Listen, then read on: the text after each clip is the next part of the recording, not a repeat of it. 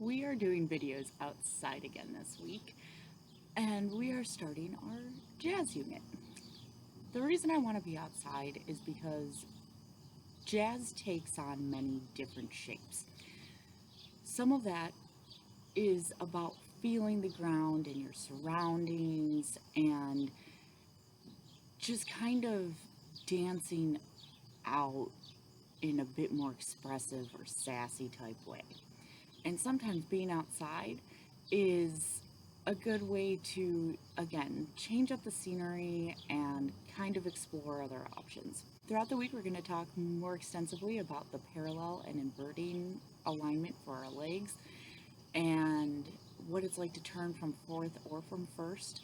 We're going to talk about contract and release again, and being sassy, some floor work, and our jazz arms. I hope you enjoy, and again, these videos are meant to be able to cross-train for those who also do hip-hop. This is also a great segment to work on some different aspects of hip-hop as well. You can apply this to tap, all kinds of stuff. I will see you tomorrow as we start talking about that alignment. I will see you then.